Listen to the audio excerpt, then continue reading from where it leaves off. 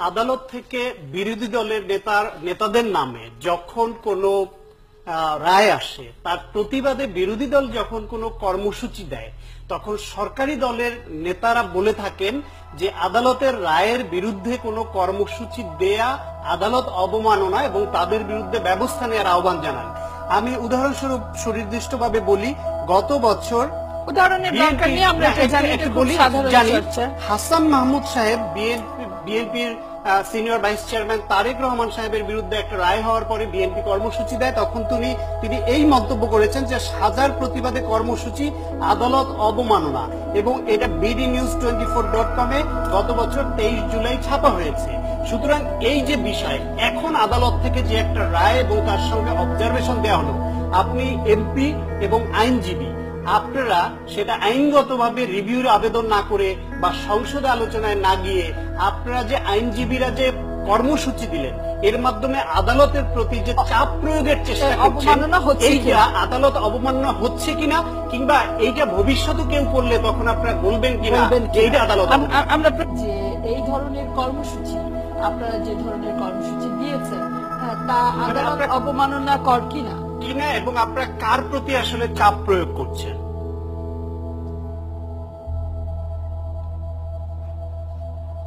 আমি এটা মনে হয় ক্লারিফাই করেছি এরই মাঝে, যে আদালতের প্রতি আমরা সম্পূর্ণ রূপে শ্রদ্ধাশীল এবং আইনের প্রতি শ্রদ্ধাশীল। আর বিশেষ করে যেহেতু আমরা আইনজীবী বৃন্দ এই কর্মসূচি দিয়েছি, আমরা তো অবশ্যই আইনের বাইরে কোনো কিছু করতে পারি না, এটা আমাদের একটি দায়বদ্ধ রয়েছে। একটা পয়েন্ট একটু উল্লেখ করতে চাই, সেটা হলো আপনি যেহেতু একজন আইনজীবী করেছি রায়ের এগেইনস্টে নয়, আপনি যেহেতু একজন আইনজীবী এবং মেম্বার অফ পার্লামেন্ট, আজকে আপনার দলের একজন সিনিয়র মন্ত্রী, শিল্পমন্ত্রী আমির হোসেন আমু, তিনি বলেছেন কোট আনকোট, পার্লামেন্ট যদি অবৈধ হয় তোমার নিয়োগ অবৈধ, তুমি অবৈধ চিফ জাস্টিস। আমরা যারা আজকে পার্লামেন্টের সদস্য, এদেশ স্বাধীন না হলেও আওয়ামী লীগ এদেশে মাথা তুলে থাকতো, আমরা পার্লামেন্টের সদস্য থাকতাম, কিন্তু তোমার মতো ছিচকে উকিল এই দেশের চিফ জাস্টিস হতে পারত না। এই জাতীয় ভাষায় ব্যক্তি মিস্টার সিনহা যিনি হন, পদটা কিন্তু চিফ জাস্টিসের, তাকে নিয়ে একজন মন্ত্রী, একজন সরকারের গুরুত্বপূর্ণ ব্যক্তি এই ভাষায় যে কথা বলা, এটি আপনি কতটা সঙ্গত মনে করেন, কিংবা এটি আদালত অবমাননার পর্যায়ে যায় কিনা?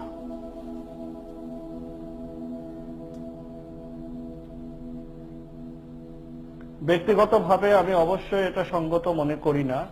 আর আপনারা জানেন যে বাংলাদেশ আওয়ামী লীগ তারা অফিসিয়াল আনুষ্ঠানিকভাবে তাদের প্রতিক্রিয়া ব্যক্ত করেছে, এবং আইন বিচার এবং সংসদ বিষয়ক মন্ত্রণালয় সরকারের পক্ষে তাদের আনুষ্ঠানিক প্রতিক্রিয়া ব্যক্ত করেছে, এবং আইন কমিশন যাদের দায়িত্ব আইনের বিচার বিশ্লেষণ করা, তারাও আনুষ্ঠানিকভাবে এই রায়ের প্রতিক্রিয়া ব্যক্ত করেছে।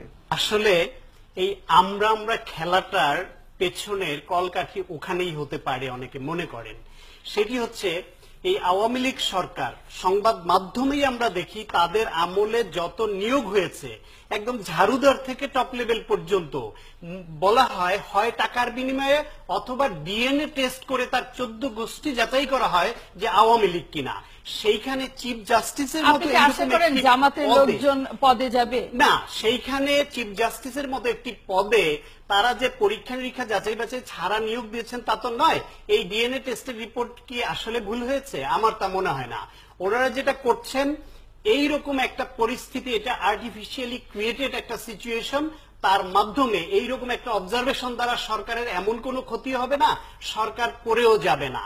তারা এইটা দ্বারা বুঝাতে চাচ্ছেন যে আদালতের প্রতি তাদের ওইরকম বিশেষ কোনো নজরদারি কিংবা এখতিয়ার কিংবা তাদের নিয়ন্ত্রণ নেই। আবার বিএনপিও কিছু কিছু মন্তব্য করে দেখাচ্ছে যে চিফ জাস্টিসের পক্ষে, ফলে পরবর্তীতে বিএনপির সিনিয়র নেতাদের বিরুদ্ধে যে রায়গুলি আসবে, সেইখানে খেলাটা কি হয়েছে দেখবার একটা বিষয় আছে।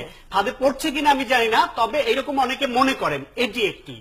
দ্বিতীয় হচ্ছে গিয়ে, আওয়ামী লীগ সবসময় সবকিছুতে একটু এক্সট্রিম হয়। কেউ হয়তো এই কলকাঠিটা নাড়েন, অন্যরা না বুঝেই সেটি করেন। চিফ জাস্টিস বঙ্গবন্ধুকে নিয়ে সরাসরি বলেন নাই, কিন্তু যে বক্তব্য দিয়েছেন যে একজন ব্যক্তিকে দিয়ে একটা নেশন তৈরি হয় না, সেটার সঙ্গে ওই মূল কথাটা যদি ওনারা একটু পড়ে শোনান, খুব দ্বিমত করার মতো কিছু পাবেন না।